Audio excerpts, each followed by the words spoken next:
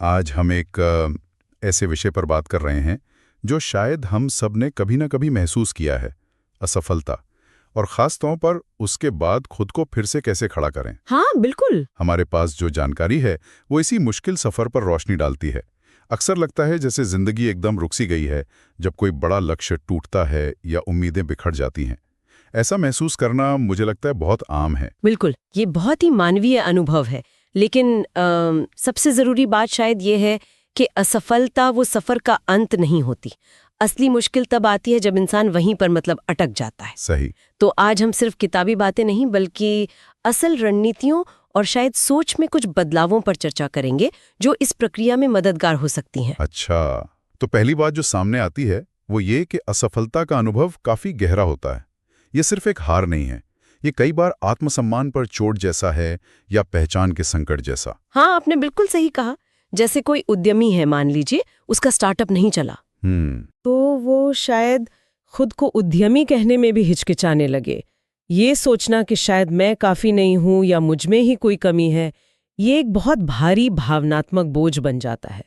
तो फिर इन भावनाओं का क्या किया जाए? मतलब क्या इन्हें दबा देना चाहिए या इन्हें पूरी तरह महसूस करना चाहिए? इस बारे में क्या जानकारी मिलती है? देखिए, ज़्यादातर जानकार यही कहते हैं कि इन भावनाओं को महसूस करना ज़रूरी है।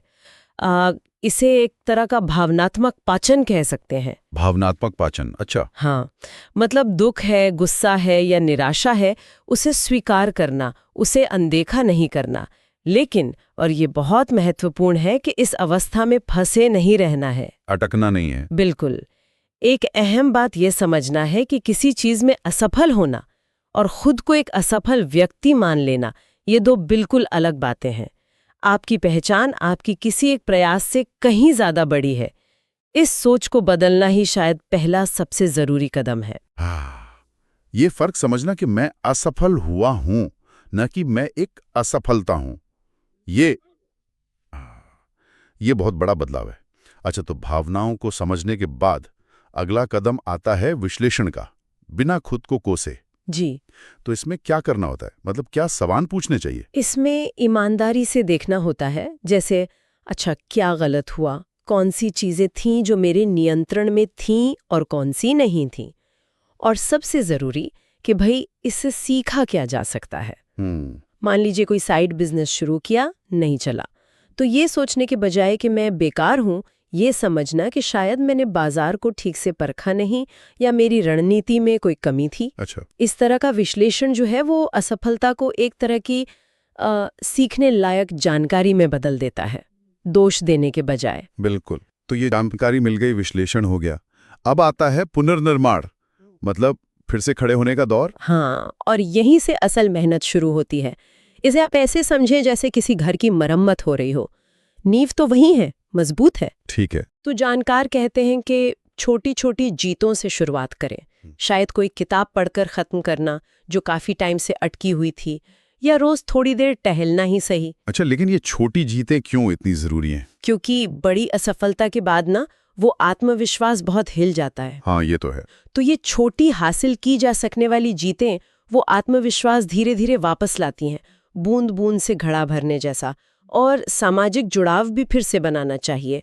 उन लोगों से जुड़े जो समझते हैं कि जिंदगी में उतार चढ़ाव आते हैं। और बड़े लक्ष्यों को छोटे मैनेजेबल कदमों में तोड़ना बहुत जरूरी है। जैसे अगर नौकरी ढूंढ रहे हैं तो ये नहीं कि एक दिन में 50 जगह अर्जी देनी है, शायद रोज बस 2 कंपनियों पर रिसर्च करना, ताकि बोझ ना लगे। हाँ बिल्कुल, प्रक्रिया भारी ना लगे। और एक बात जो बार बार सामने आती है, लक्ष्य ये नहीं है कि आप ठीक वैसे ही बन जाएं जैसे पहले थे। लक्ष्य है कि इस अनुभव से सीखकर एक ज्यादा समझदार और मजबूत इंसान बने। लौटना नहीं, बल्कि बेहतर बनना है। एक और चीज जो मुझे काफी दिलचस्प लगी वो ये कि हर सफल व्यक्ति की कहानी में कहीं ना कहीं असफलता छिपी होती है। हाँ, हम अक्सर सिर्फ कामयाबी की एकदम चमचमाती तस्वीर देखते हैं। बिल्कुल। और यहीं हम अक्सर एक गलती कर बैठते हैं। हम अपनी मुश्किलों की तुलना दूसरों की कामयाबी की चमक से करने लगते हैं। हाँ, सोशल मीडिया पर खासकर। जी, जबकि हमें ये याद रखना चाहिए कि हर किसी का संघर्ष अलग है, और ज्यादातर सफलता की कहानियों में वो असफलताओं और मुश्किल रातों का जिक्र कम ही होता है। जरूरी बात यह है कि वो लोग असफलता पर रुके नहीं, उन्होंने इसे सीखने का, आगे बढ़ने का एक पड़ाव माना। तो अगर हम सारी बातों को समेटें तो असफलता के बाद वापसी एक धीमी व्यक्तिगत प्रक्रिया है। इसमें अपनी भावनाओं को समझना है, ईमानदारी से विश्लेषण करना है, छोटी जीतों से आत्मविश्वास वापस पाना है और अपने नजरिए को बदलना है। ये आसान नहीं है, पर यह संभव है। बिल्कुल संभव है।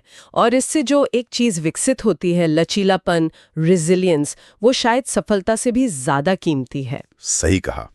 तो अगर कोई इस वक्त ऐसे किसी दौर से गुजर रहा हो, निराशा महसूस कर रहा हो, तो ये याद रखना जरूरी है कि आप अकेले नहीं हैं। यह सफर का हिस्सा है। हाँ, और अंत में बस एक विचार छोड़ना चाहूंगी जो इन सभी बातों से निकल कर आता है। अक्सर गिरने के बाद उठने की जो प्रक्रिया होती है ना, वही हमें कुछ ऐसा अनमोल दे जाती है, ऐसी ताकत, ऐसी समझ जो शायद बिना गिरे कभी मिलती ही नहीं।